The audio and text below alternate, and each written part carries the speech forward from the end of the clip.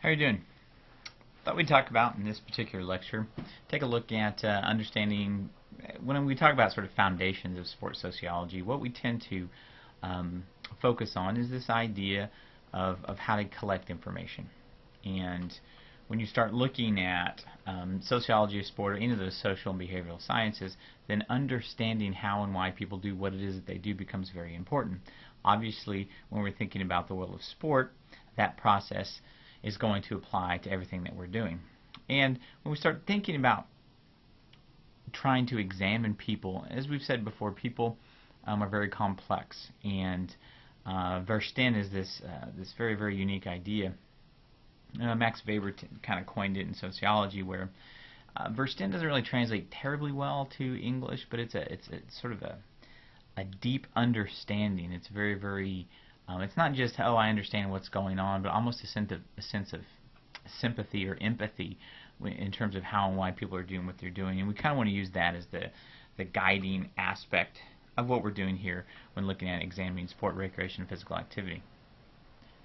Well, anytime you start with this sort of westernized deductive model of science that we tend to use here, you start with this understanding of theory and research. And if you kind of think back to maybe high school or your undergraduate degree, then you maybe think about the scientific method. In high school, what we did was we dissected fetal pigs. And as you were going through that process, some people do cats, some people do frogs, and some people, I'm not even sure they even dissect animals anymore. But the whole reason that you're literally doing that is because you're understanding this method. All right?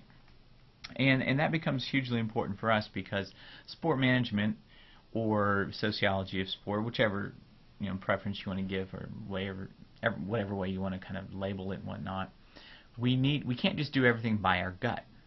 If we do, then people aren't going to respect that because they cannot go and replicate whatever information that we found. All right, so what we end up falling on is the wheel of science. Now, I know it's not a wheel; it's a square that's kind of tilted on its end, but the idea is that it's a circle. Okay, so it doesn't necessarily matter where you start.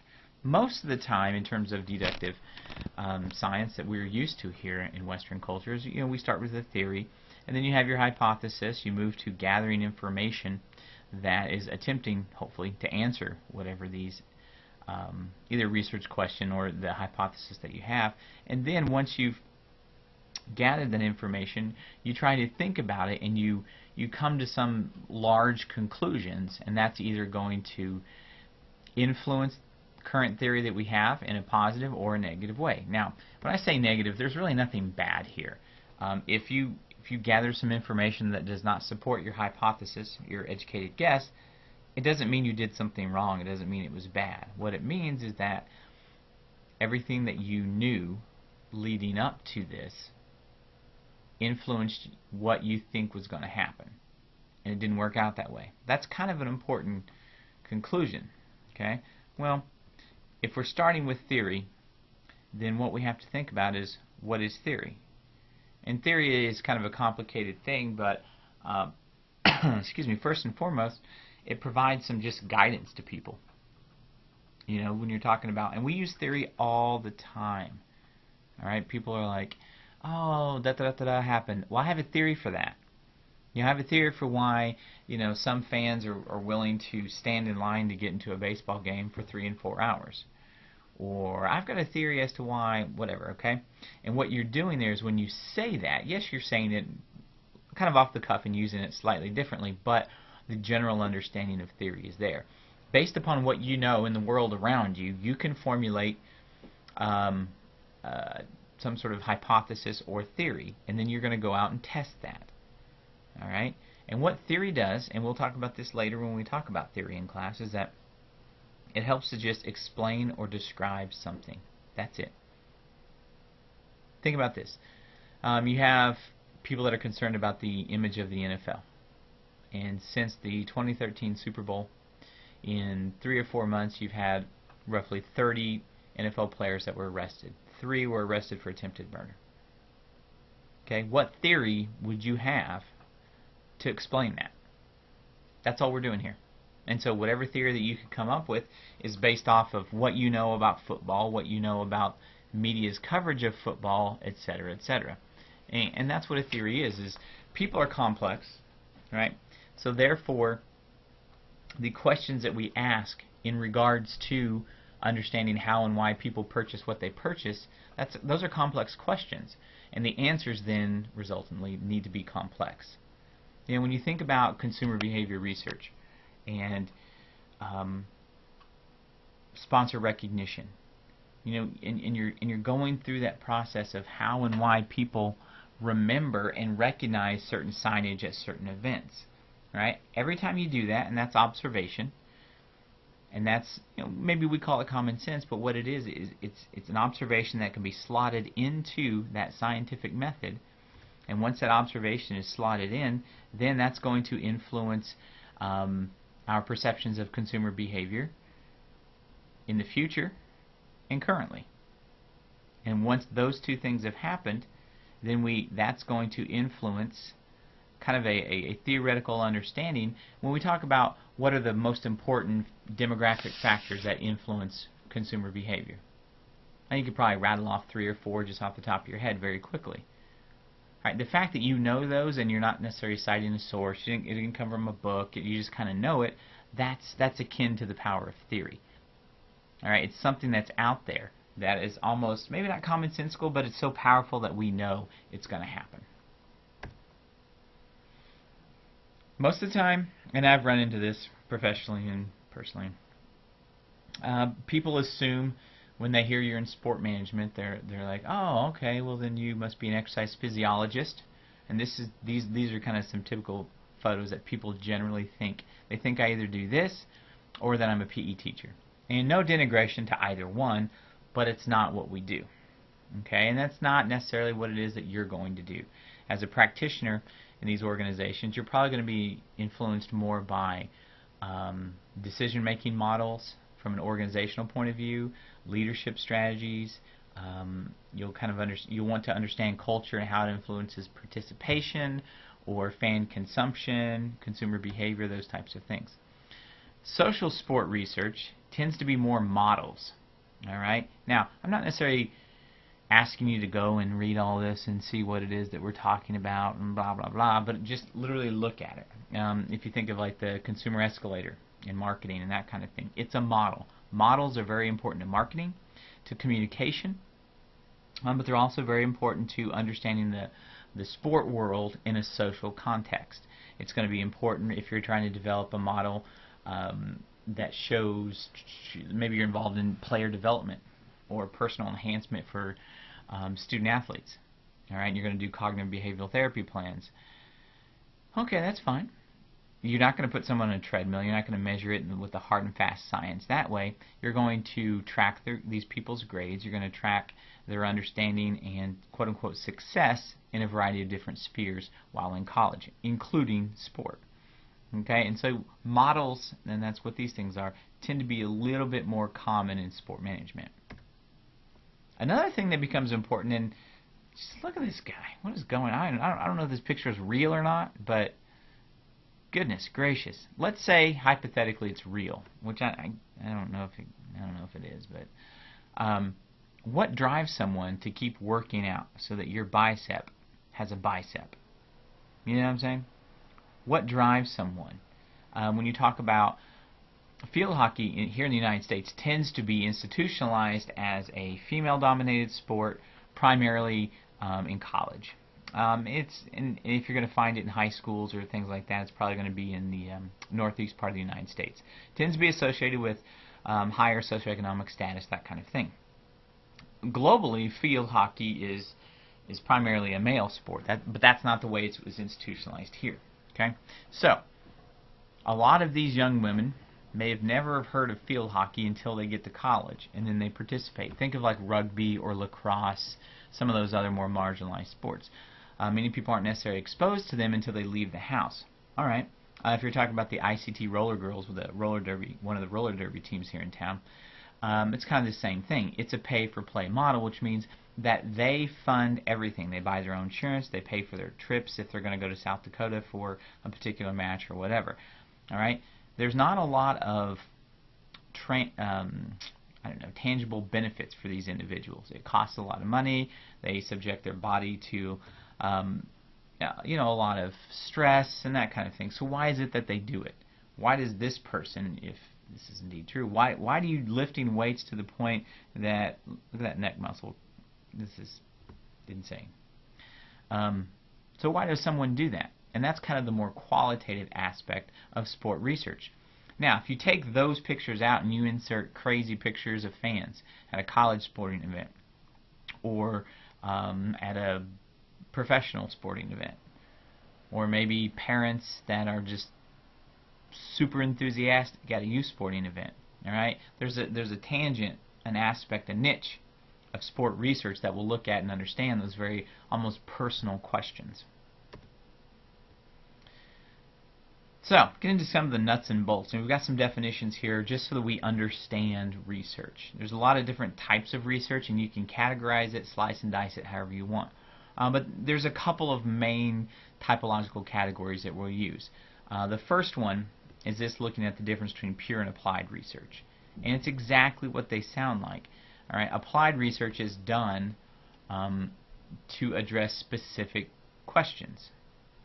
You know, if you're going to go out and try to sell sponsorships for whatever event that you're involved with, all right, you need to have those consumer behavior numbers to show that, well, see, look, the title sponsor for our tournament or whatever it is that you're doing, over 85% of the people recognized the title sponsor as indeed the title sponsor, so it's going to give you that kind of exposure that you really want. All right, that's applied. And neither pure nor applied is, one's not better or worse than the other. They're both very important. But pure is done for literally knowledge. Now, what I really like about sport management and sport research in general is that it tends to be an amalgamation of these two things. It's pure research and it's applied research all combined oftentimes in one research project. Okay? And that's going to be very important for us, because what that does is that drives people to work together. You have practitioners that need certain questions answered, and you have possibly academics or policymakers that need more information about whatever the subject is. And if you start to marry those interests, and that's what oftentimes what happens with sport research or here in sport management, you start to marry up those interests and you get practitioners and policymakers, intellectuals, academics all working together, which I kind of was sort of the whole purpose, is that if we're doing research is to better understand everything so we can move this institution forward. Another way to dichotomize research and understand it is through this primary and secondary typological system.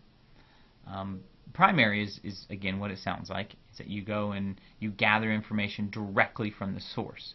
So, you know, if I want to understand, organized sport participation patterns for adolescent Latinas in the state of Kansas, I'm going to go and I'm going to talk to adolescent Latinas in the state of Kansas. Okay, and maybe I'm going to interview them, maybe I'm going to survey them, whatever. I'm getting information directly from them. Secondary data is data that's usually gathered by other people or entities, and then you interpret that. All right? Oftentimes it's called data mining, which is very, very, very prevalent now in sport management. And the idea is that you have all these organizations. Think of national sport organizations, or even something like the Sport Manufacturing Association of America. They gather all of this information on consumption patterns. All right? And they do it so that they can file their reports and they know what trends and things like that. Well, that information then can be analyzed by people outside the sport manufacturing industry, and it can tell us a little bit about sport participation patterns across the United States, and we can compare that with maybe media coverage. Now, the idea is that for a very long time, soccer gets popular every 4 or 5 years, depending on what's going on in with the national teams. Okay, again, primary and secondary. One is not better or worse than the other; they're just different. Some more different types of research. This is kind of what I referred to earlier when we were looking at those different pictures on what sport research is. But you have qualitative and quantitative research. Qualitative research is more like when you interview someone. All right, and you're not going to interview hundreds or thousands of people. It's very difficult. All right, a qualitative interview or qualitative research tends to be much more exploratory. It's going to look at more the how and the why of what it is that brings you back. So, for example, you're going to do a focus group with season ticket holders at a basketball game for a particular franchise, and you're asking them customer satisfaction and things like that. You're asking them literally, in their own words, why do they keep coming back? Why are they paying more expensive prices year after year after year? What are some other things that they're looking for? So in that sense, it's exploratory. And also because you're not doing surveys with hard and fast numbers, there is some subjectivity to it. We've all heard of a quote being taken out of context and that kind of thing. Well, that's why there's a great amount of responsibility that goes into looking at utilizing qualitative research methods, because people say things in reference to particular questions, and so the ethical and professional standards become increasingly important for making sure that what it is that they're saying is actually being represented in the way that it was said. Quantitative is it's much more logical. It talks about the strength or intensity of a relationship, and it's usually focused on how many. So you're going to count, you're going to have percentages, you're going to have numbers, those types of things. When we talk about the percentage of the American population that watched the Super Bowl last year, or if you talk about the percentage of adults over the age of 65 that are physically active here in the United States, that is going to be a quantitative way of understanding the world. Okay, qualitative tends to be thoughts, ideas, words. Quantitative tends to be numbers. Okay? When we talk about qualitative research being empathetic, you ask those probing questions, like when you give an interview, let's say, and you sit down and you have some scripted questions, but depending on what the person being interviewed says, that may prompt another question. Okay, and that whole process is about digging deep into whatever's going on there. In some kind of sociological circles, it's talked about in terms of thick description. Like you're talking about a youth soccer game. All right, if you're going to set the context, you set the context by literally describing the people, what it's like there. All right, it's a little bit more unstructured. It's inductive. If you think of deductive reasoning, as we start with some premise that we're trying to prove, this is exactly opposite. We're not starting with some premise. We're just out trying to find some information, man. And once we find that information, then we start developing some ideas that maybe can be used to describe people down the line. When you talk about mountain climbers and how and why they're involved in that particular activity, or if you talk about before X Games sort of became institutionalized on ESPN and stuff, and you just talked about alternative sports that really started to come to prominence in the late 80s, early 90s, why was it that those people were getting involved in those sports? It was still a subculture. You didn't have a lot of sponsorship, and you did it because you loved it, right? Well, as you start talking about and trying to understand how and why people are doing those things, you're starting to get into that idea of empathy and really what drives the individual. Some types of research designs that are associated with qualitative research, obviously the interview.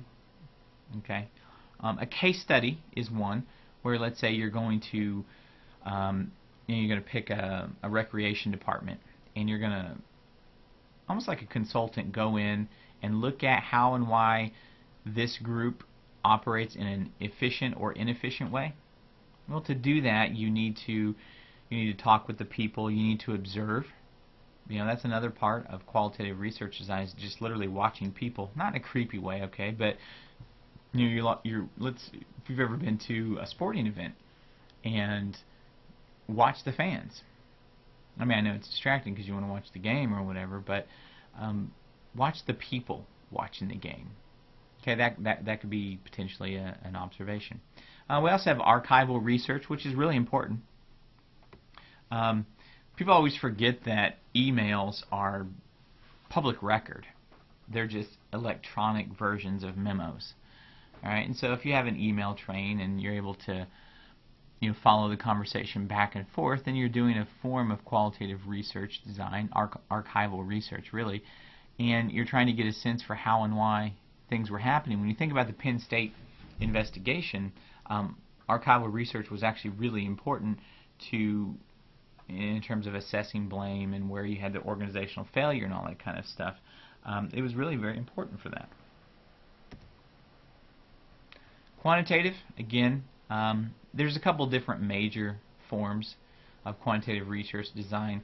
Again, the whole idea is excuse me, quantification or counting. The experiment is something that obviously was borrowed from just kind of a traditional physical sciences background. It's been institutionalized in psychology, and some sports psychology, and exercise physiology. Now, sport managers, those people that are involved in kind of the social aspect of sport, admittedly do not do a lot of experiments. But I mean, the whole idea would be if I don't know, you had a marketing presentation for a product.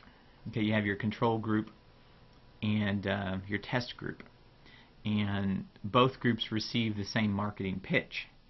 But then one group has, a celebrity athlete endorser come in and help out with the presentation. And so the idea there is you want to see if the celebrity endorser actually had an impact on consumption or something like that. I mean, that's kind of a quasi-experimental design. One of the things that, these are just some of the things that you're going to have to think about or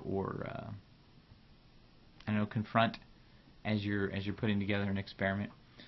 In terms of how to control the environment, who receives what stimulus or stimuli, and how you select the groups, how you're going to measure if there's a difference between one group and the other, so on and so forth. Surveys, that tends to be what we're more used to. Okay, back when it was the PHS Wichita Open, it's now been changed to it's a PGA sanctioned golf tournament here in the city of Wichita. It's now the Air Capital Classic, I believe, or something like that. Anyway, back when when it was the PHS Wichita Open, we were asked as a department to go out and do the consumer behavior research, look at the kind of economic impact analysis one summer. We're actually doing that now with the Kansas Shrine Bowl, the high school football game. We're going to go out and do some consumer behavior research. And basically, you go out there, you have a survey, and you ask people, 20 questions about their purchasing habits, how much money they've spent, or if they recognize certain sponsors, and so on and so forth. Most everyone has filled out a survey in their life. Now, the thing that's actually more difficult with surveys than anything is not necessarily putting together the survey. With Qualtrics or SurveyMonkey, there's a lot of really great online survey tools out there. What becomes difficult is coming up with a sample. And maybe that's a discussion for another time, but developing a good sample is actually really hard to do. People say, oh, it's a random sample. No, I mean, if I come out of a movie theater and someone comes up to me, that's not a random sample. They didn't randomly pick me because they chose to pick me because where I was in the line, or I looked like I was easily approachable, whatever. A truly random sample is actually something, statistically speaking, very difficult to achieve and requires a lot of time and labor-intensive strategies. As you're dealing with how to pick a sample, there's a couple of things. Is that you already know that you'll have kind of a researchable hypothesis, and you're like, well, I just want to ask people what they, but you want to ask people what motivates them to purchase certain products at a sporting event, or their perception of signage and things like that. That's fine. But you're asking questions because subconsciously you think those things are important. And the thing with the survey is you have to put answers that they can choose from. Well, how do you develop the potential answers? Okay, it's because you think it's a gut reaction and instinct. Well, everyone just knows in the sporting world that X, Y, and Z is going to be important to whatever it is that you're talking about. Well, not everyone knows that, but because you've been involved in the business for a while, you're used to that. You're an avid consumer of sport, let's say, and so you feel like there's some common sense. Well, what you're doing is you've developed a hypothesis of things that are going to be, potential responses. All right. So you develop a survey for a particular group. That entire group is the population. The thing is, you're rarely going to get an entire population to fill out your survey, and that's why sampling becomes so important. Because a sample is a subsample, a part of, a piece of that larger population. Now, I have been lucky enough to, when I was doing some research with collegiate wheelchair basketball players here in the United States, okay, there was only about 70 in the entire United States. I was able to survey them, all of them at the time. So that would be a population. However, if you do some research, like if you're looking at high school sport participation patterns, okay, and you go to most likely a secondary data source and use the survey that they've developed and their information, all right, how many hundreds of thousands, millions of high school students play sports here in the United States? You're never going to get that. No, I don't want to say never. It's very difficult to get the entire population, which is why you get the sample. This point here about your survey question construction, it changes all the time in terms of kind of the guidelines, the rules, the nomenclature that's acceptable and politically correct, that kind of thing. So all I would say is that a couple of quick Google searches and you can get some examples of surveys in your topic area or whatever it is that you're doing that can kind of guide you into how to word the questions. A couple of rules of thumb. One, write your survey clear, keep it short, sweet, and to the point, and don't have an elevated vocabulary.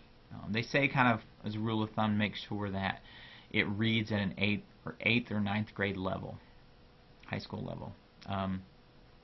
Because that's not to say that if you got to the PHS or the Air Capital Classic now, that tends to have a disproportionate number of people of college backgrounds, high socioeconomic status. You're still going to write your survey in a very clear, to the point, parsimonious way. Anytime you start using superfluous language, keep it in mind when you have a survey, you really only have those people's attention for maybe 10 minutes, because you're imposing on them to have them fill it out.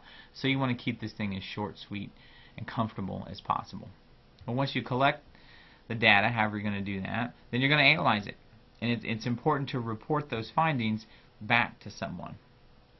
This is one way you can report. Marketing research oftentimes is great. We love a good bar chart, right? And so it tells us a lot of information there. Is this the most complicated form of research? No. But it doesn't have to be. Good research does not mean that it's going to be statistically complicated or anything like that. You can have a great research project that only has 10 questions and just simply ask for the percentage of people who do whatever. In this case, UK fans who watch the opening ceremony for the Olympics. That's it. As long as it's well done, it doesn't have to be overtly complicated. Another research design involving content or quantitative methods is content analysis. And this one's interesting because it doesn't involve people. And you're like, whoa, this is social research. What are we talking about here? Well, let's say there's this website called arrestnation.com, and it purports to have it documents the number of athletes, coaches, managers, people associated with sport that have been arrested since 2010. Alright, so if you go through there and you find out that 43% of the people on this arrestnation.com website were football players. Okay, what you've just done there was a content analysis.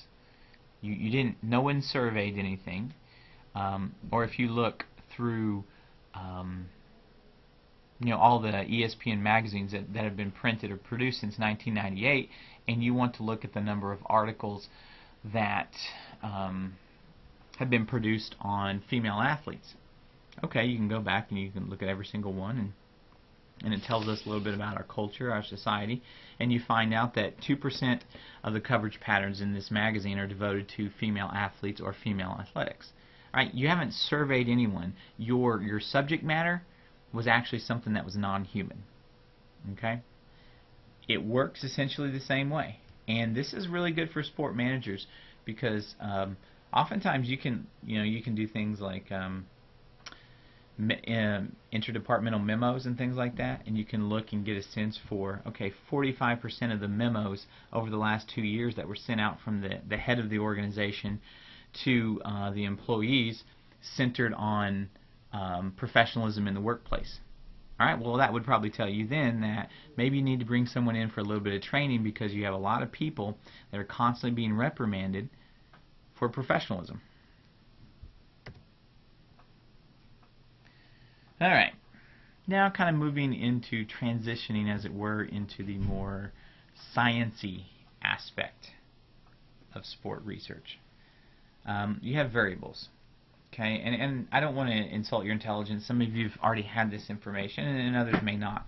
If you've already had it, then think of it as just a real quick primer or refresher. If you've never had it, you probably know these ideas, you know these concepts. Maybe you just never quite thought of them this way, but you generally have a dependent variable and at least one independent variable in every sport project or sport research. Okay? And the dependent variable is exactly what it sounds like. It's something that's going to be altered or changed, right? It's something that's going to be dependent on a host of other factors. Well, those other factors, independent variables. Okay? So look at the examples here. The sport you play, or your favorite sport growing up as a child or whatever. Right? That's going to be dependent on what? I don't know. The country you grew up in, the time period in which you grew up, your family composition, those types of things. All right. Well, those things that I just listed off, excuse me, are independent variables. They exist without that dependent variable. The size of your family is the size of your family, regardless of whether it influences your ability to go to college or the sports that you play, etc. Okay, that's the difference between dependent and independent. And what you see is those things tend to work together.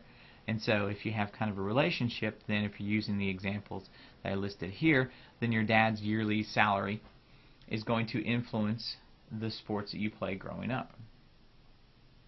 Doesn't necessarily have to be, but you want to start to associate things together.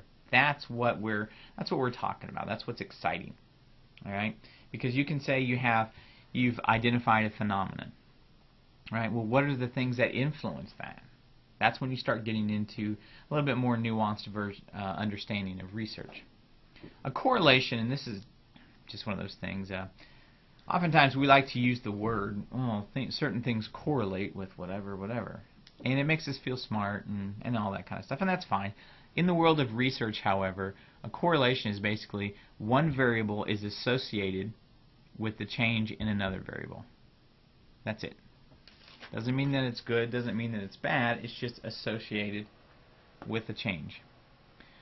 Well, spuriousness is when there is an association between those variables growing together or shrinking together or growing in opposite directions.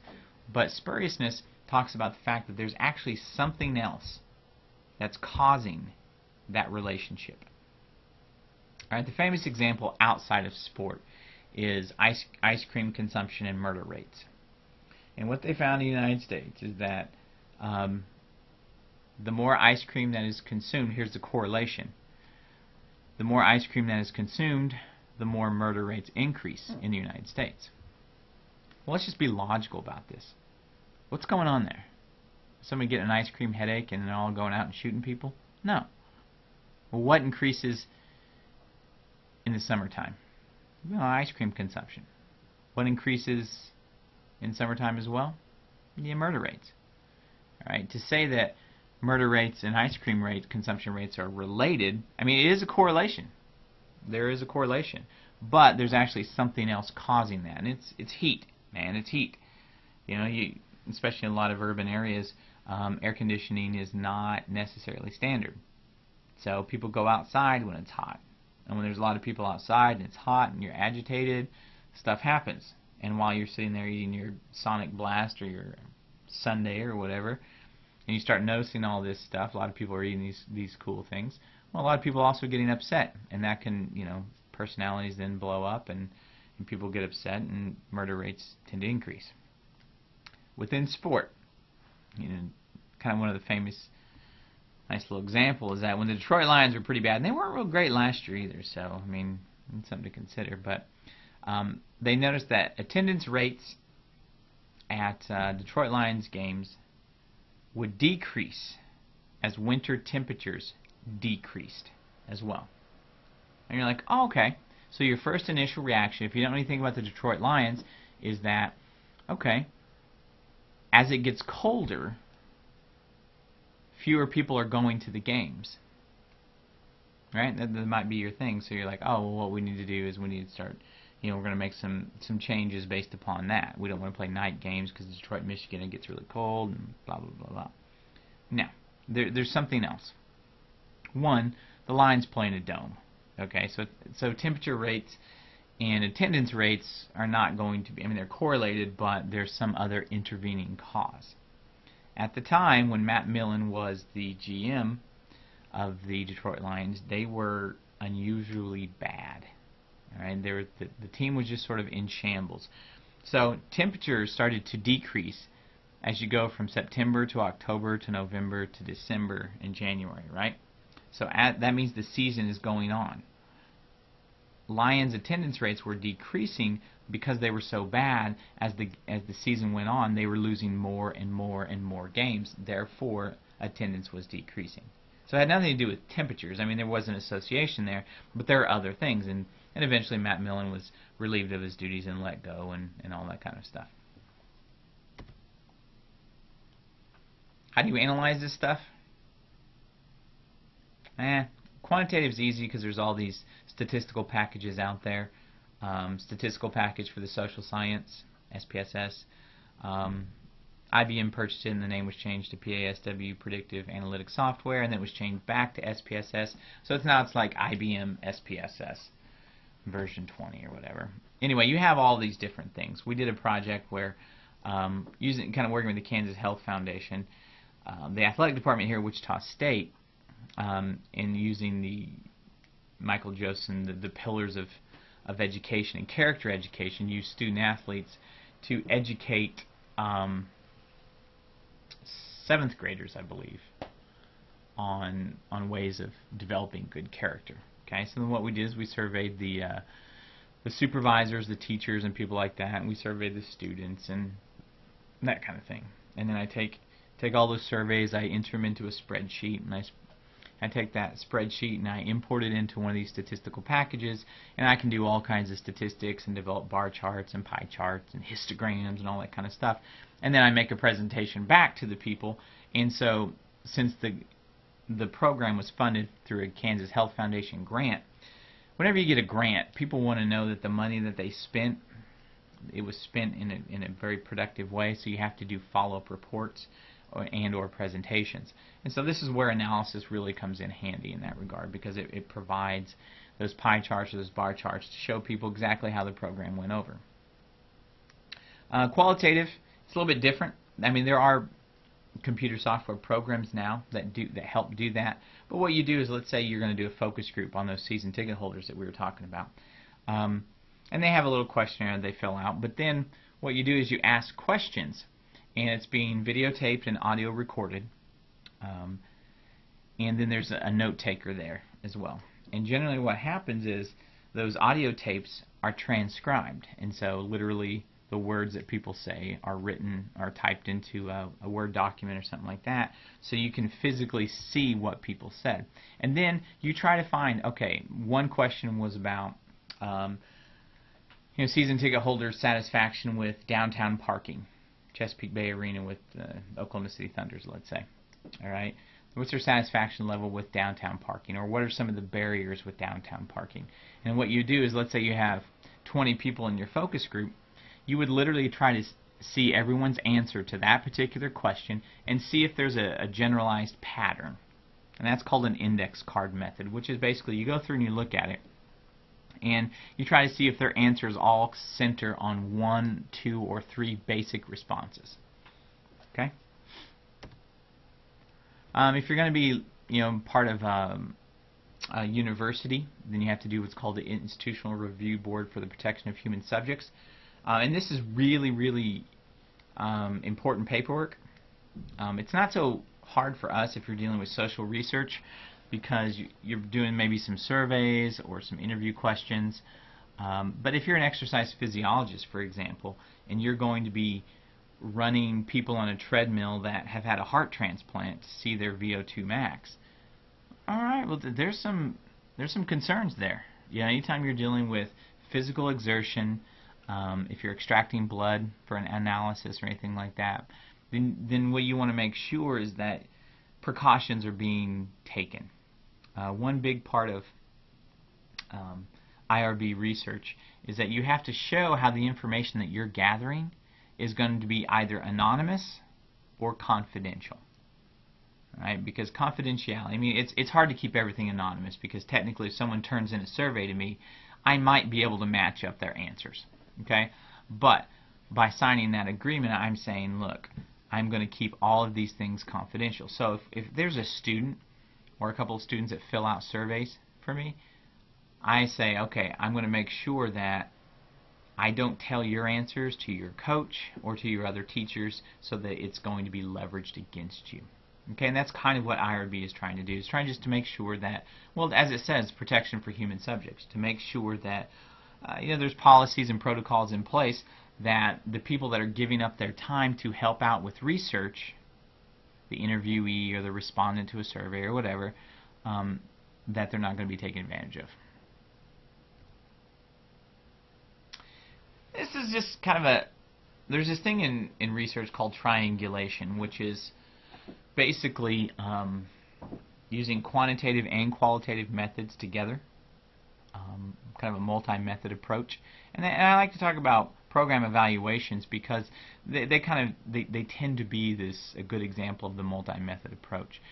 If you have a program that's being done by an athletic department, let's say, and it's involving student athletes going out and I don't know, mentoring kids in the community or whatever, then you want to make sure that program is doing well. Or let's say you're a Boys and Girls Club and you start a new after-school sports program that involves some sports and some computer work.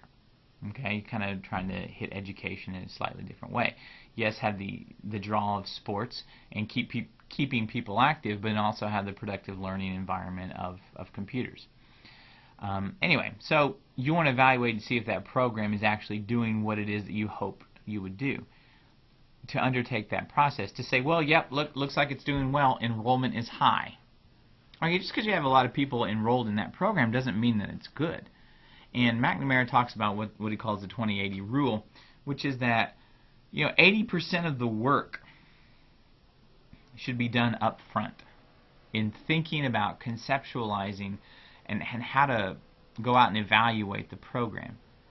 20% of the work is actually going out and doing it. And that's the thing about social science that's kind of interesting, I think, is that a lot of it kind of takes place in your mind, thinking about the questions to ask, thinking about what it is that you're trying to ask in general. Oftentimes, a lot of the research that, and I have graduates that come back and say, yeah, you're right, Mark, you do have to do research. A lot of the research that you're going to be asked to do is just that. You're going to be asked to do it. So you're not necessarily going to have to come up with your research topic. That's going to be given to you. Your job, however, is going to be what we call the operationalization. The concept of whatever the topic that's given to you, you have to then operationalize that topic so that it can be measured. So someone says, they come to me and they're like, Mark, I want to talk about, like you said, maybe the example of adolescent Latina sport participation. They want to say, look, I want to find out that, maybe they don't just want to work on sport participation, but they want to understand the health of this particular group.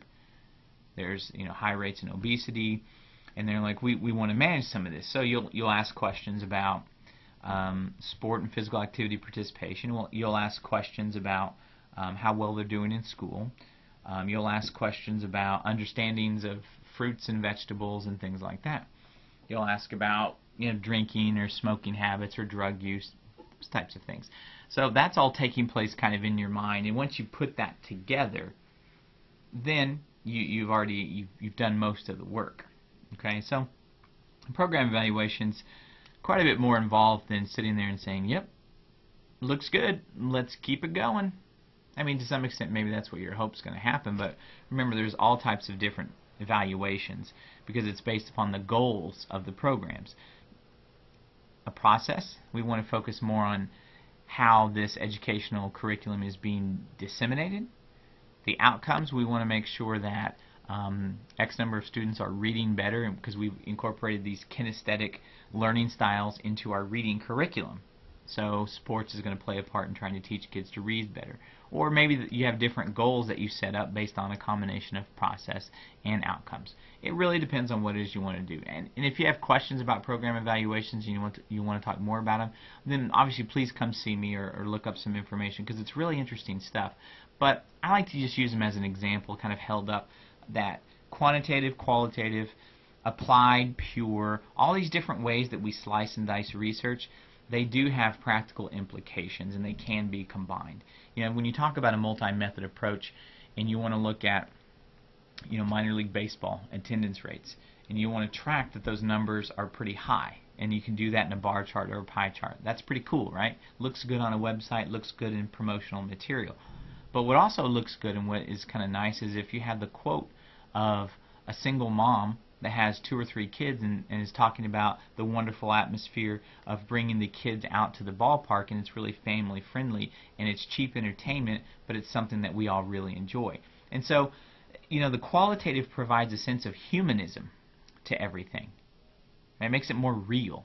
Here's a single mom with a couple of kids, and baseball somehow plays a role in their life. And that really resonates with people. Well, then you have the bar chart and the pie chart, which gives all this great information, but it's kind of devoid of that humanism. I mean, a bar chart is a bar chart, right? You got a little blue rectangle and a little red rectangle, and you see that there's differences. So they can work together, and that's kind of, be it a program evaluation, be it triangulation with a different research project, it doesn't really matter. It's the idea that all these different research methodologies should probably be combined and work together so that you truly understand whatever it is that you're trying to get out of